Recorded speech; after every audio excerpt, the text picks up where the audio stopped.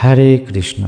এই পবিত্র শ্রাবণ মাসের প্রভাতকালে আপনাদের সবাইকে আন্তরিক শুভেচ্ছা ও স্বাগত।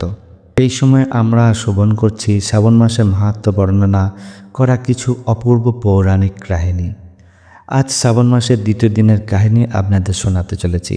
আসুন আমরা তা শ্রবণ করি এবং আমাদের জীবনকে কৃতার্থ করি। একবার এক দিব্য প্রভাতকালে গন্ধর্বদের কণ্ঠে একটি গীতি বেজে উঠেছে। হিমালয়ের কোলে স্থিত এক পবিত্র আশ্রমে বসেছিলেন ঋষি সনত কুমার। তার চিত্ত ছিল গভীর প্রশ্নে জর্জরিত। কি এই শ্রাবণ মাসের গূঢ় তাৎপর্য? কেন এই মাস শিবের এত প্রিয়? তিনি একাগ্র মনে ধ্যানস্থ হয়ে তার হৃদয়ের গভীর আরতি দিয়ে স্মরণ করলেন, হে মহাদেব, হে শশীধর, আমাকে জ্ঞান দিন যেন আমি শ্রাবণ মাসের প্রকৃত গৌরব বুঝি।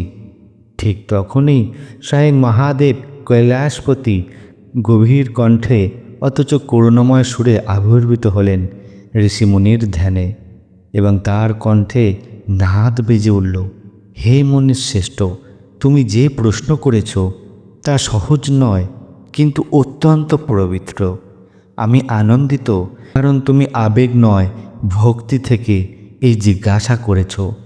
আজ আমি তোমাকে সেই সকল কথা বলবো যা বহু ঋষিও জানতে পারেননি। তখন ভগবান শিব বললেন, শ্রাবণ মাস হলো আমার হৃদয়ের স্পন্দন।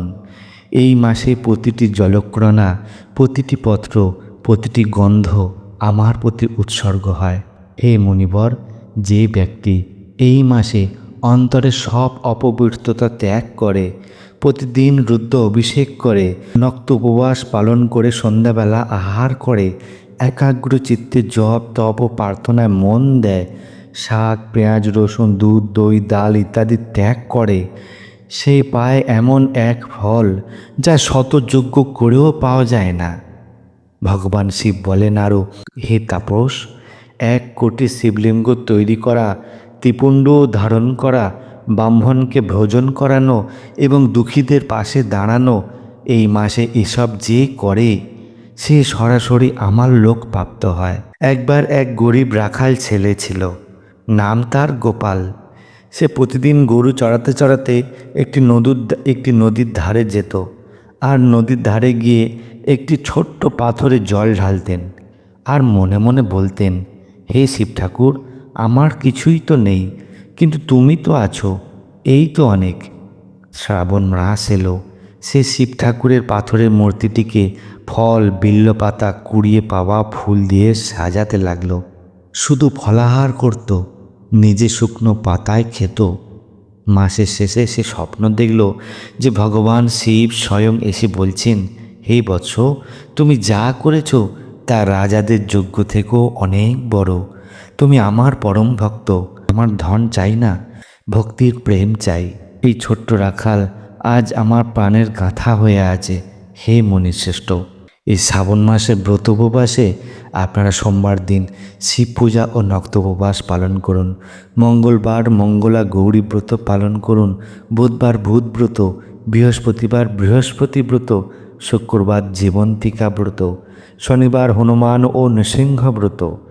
এই তিথি অনুযায়ী গুরুত্বপূর্ণ ব্রত হচ্ছে চতুর্থী দুর্বা গণেশ পূজা, পঞ্চমীতে নাগ পূজা, অষ্টমীতে কৃষ্ণ জন্মাষ্টমী, আর একাদশীতে পরম পবিত্র একাদশীর উপবাস, আর পূর্ণিমা তিথিতে রক্ষাবন্ধন ও উপাকর্ম, আর অমাবস্যা তিথিতে পিতৃপূজা ও কোষ গ্রহণ।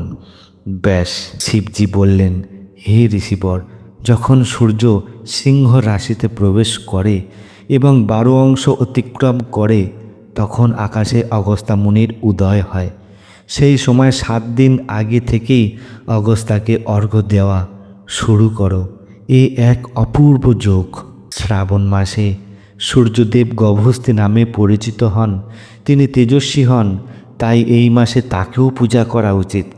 4 চতুর্মাসে 4টি বস্তু নিষিদ্ধ করা হয়েছে শাস্ত্রে, যা শ্রাবণ মাসে শাক আহার নিষিদ্ধ, ভাদ্র মাসে দই, আশ্বিন মাসে দুধ আহার নিষিদ্ধ, আর কার্তিক মাসে ডাল মাসকলাই জাতীয় আহার নিষিদ্ধ। যদি কেউ 4 মাস না মানতে পারে, শ্রাবণ মাসের নিয়ম পালন করলেও সে সমস্ত ফল লাভ করতে পারে। শেষ বাণী। হে মুনিবর, আমি ও বিষ্ণু পৃথক নই। যারা আমাদের আলাদা ভাবে তারা কখনোই মুক্তি পায় না। শুদ্ধ চিত্রে আমার ও বিষ্ণু একসঙ্গে ভক্তি করো, এই শ্রাবণ মাসের প্রকৃত ধ্যান। এইভাবে দ্বিতীয় দিনের কাহিনী শেষ হয়। এটি শুধু নিয়ম নয়, এটি আত্মার সঙ্গে ভগবানের বন্ধন। শ্রাবণ মাসে ভগবান শিবের আশীর্বাদে আমাদের অন্তর যেন শুদ্ধ হয়ে যায়, কর্ম পবিত্র হয়, আত্মা আনন্দিত হয়। প্রিয় ভক্তগণ, এই কাহিনী আমাদের মনে করিয়ে দেয় যে মন থেকে উৎসর্গ ভগবান শিবকে চন্দনের চেয়ে প্রিয় তোমার ভক্তিপূর্ণ হৃদয়। তাই আমরা আজ শ্রাবণ মাসের দ্বিতীয় দিনের কাহিনী সমাপ্ত করলাম। ভালো লাগলে ভিডিওটি সবার সাথে শেয়ার করবেন আর লাইক ও সাবস্ক্রাইব করতে ভুলবেন না। জয় শিব শম্ভু। হরে কৃষ্ণ।